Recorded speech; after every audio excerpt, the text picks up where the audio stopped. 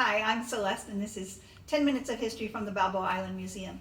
Today I'm going to talk to you about the society with no purpose at all.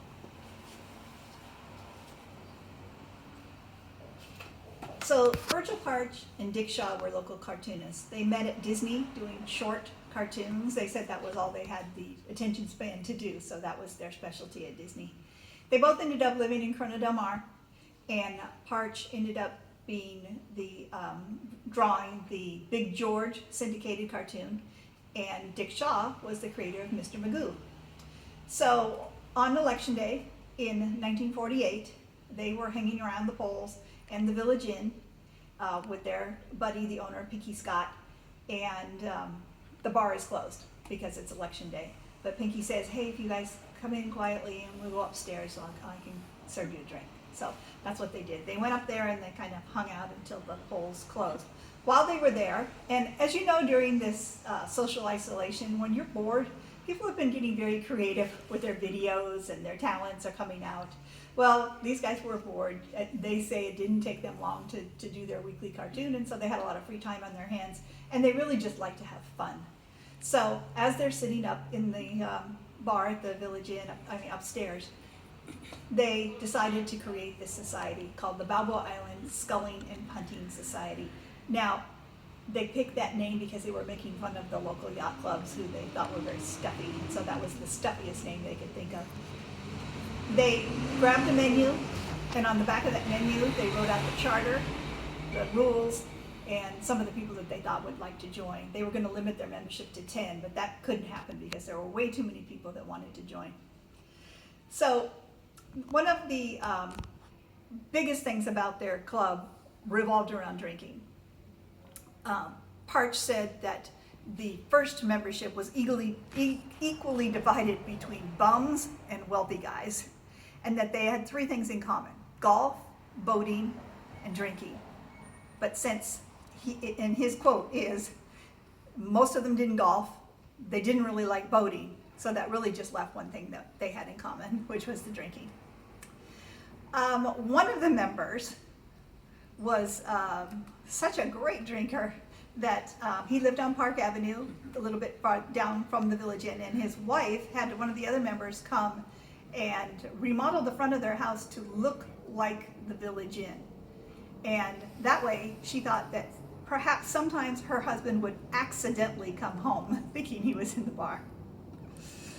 Their first act of fun was in 1948, the same year that they started, where they decided to join. They were having a collegiate crew race inside the bay, a serious race. They decided, dressed up in this prison garb, in a supposedly rowboat. They had 4 oars, and they decided that they would join that race. Now, they were smart. They didn't come out right away.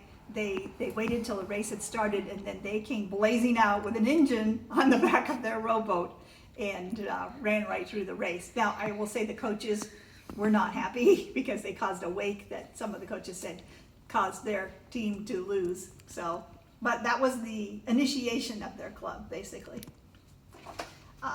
They progressed to needing a boat. So Shaw purchased a boat called the Michigan. Now, Parch says Shaw bought this boat sight unseen. And the reason he bought it sight unseen is because at the moment it was sunk in the harbor. So you couldn't see it. It had to be sight unseen. He claims that he just tied a rope on that boat and pulled it out of the water with his car up onto the mudflats. And then he had it restored. In the course of them owning that boat, the society using that boat, it sank another 5 times. So there's a quote from the LA Times that said that boat was immersed in water more often than a tea bag. I love that quote. So they just kind of hung out, did some fun things, and then in 1953 they got this great idea.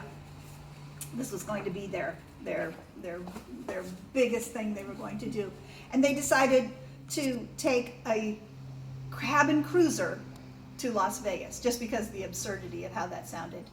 And so one of their members had this cabin cruiser called the Lazy Bee, and his name was Bob, so it was probably meaning the Lazy Bob. And they had the South Coast Company here in Newport pull that boat out of the water and laid it on a flatbed truck. And then they brought it over to the Village Inn, where Virgil Parch drew the emblem of the Sculling and Punting Society right on the side of that boat. They had a champagne bucket in their picture, so I am assumed that they christened it before they left. And then they took off for Las Vegas. Now, there was a lot of gambling going on during the trip. Shaw actually missed the boat from Balboa Island, so he had to catch up to the boat in his Jaguar, which he eventually did. They stopped a lot along the way, they said, at watering holes, which means they hit quite a few bars on the way to Vegas. Their destination was the Desert Inn, so they were able to find a place where they could catch up, where Shaw could catch up with them, and so he could get on the boat. They were having a fairly high stakes poker game, especially for the time. Shaw said there was nothing less than $20 bills on the table, and it was pretty filled with $20 bills. But unfortunately, Shaw got a little seasick in the boat and opened the hatch, where he said every single one of those $20 bills flew right out of the hatch and scattered across the desert. And they had no way to communicate with the driver, so there went their money. So that was quite a success. They ended up carousing around Las Vegas and then coming back home. About 10 years later, in 1964, they had another idea, and they decided that they would take a train car to Catalina.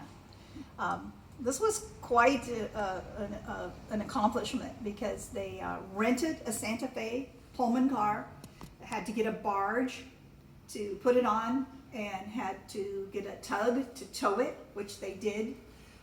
They were all set, they had everything ready, and then the Coast Guard said, no, wait a minute, you have to have safety and regulations, and so they made them put a railing around it so they wouldn't fall in the water, because we know that there was a lot of drinking going on.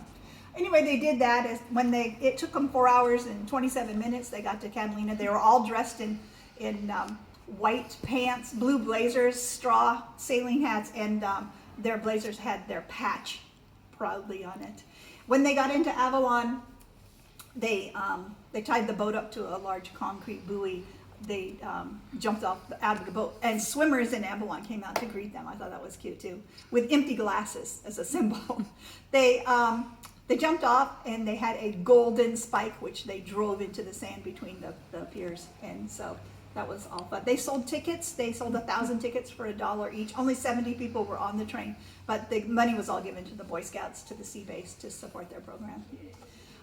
The next thing they did was, right after that, in 1965, during the Cold War, they heard that there was a trawler off the coast of Camp Pendleton, a Russian trawler, and they decided to ease the Cold War tensions, that they would go out there and have a drink with the Russians.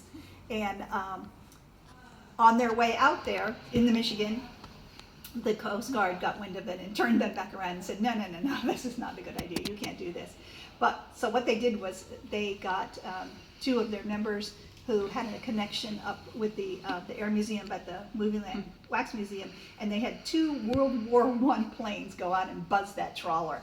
Now, the Navy later informed them, hey, you guys buzzed the wrong boat. That wasn't even it. We didn't like that you did it, but it wasn't even the right boat. And they said, well, we thought it was because we saw guys up on the top drinking vodka, so we just assumed that it was the Russians. So obviously it wasn't.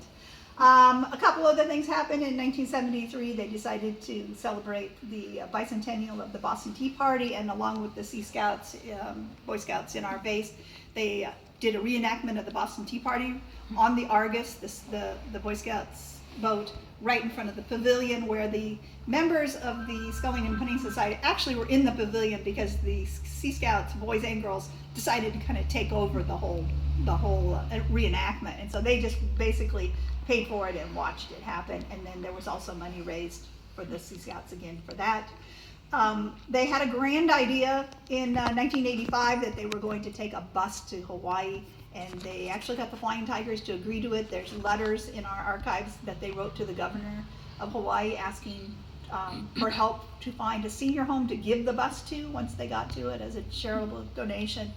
It never happened. I think the Flying Tigers ended up having some financial issues, and so that never came to happen. But their last big swan song that we know about was in 1995, when they hijacked the Balboa Island ferry with permission of Seymour Beak, and they all got on it with a big sign that said, for sale, used ferry, $75, and they drove it down to Woody's Wharf, where one of their members owned the Woody's Wharf, and parked it right out in front at the dock there, and held that sign up for everybody that was sitting in, and see if they could sell the ferry for the sole purpose of paying their bar tab once they got inside. So that's the hijinks of the Sculling and Punting Society. I think I've covered pretty much all of it. I think it'll have been a fun group to be in. So hope you enjoyed that. Thanks. Bye.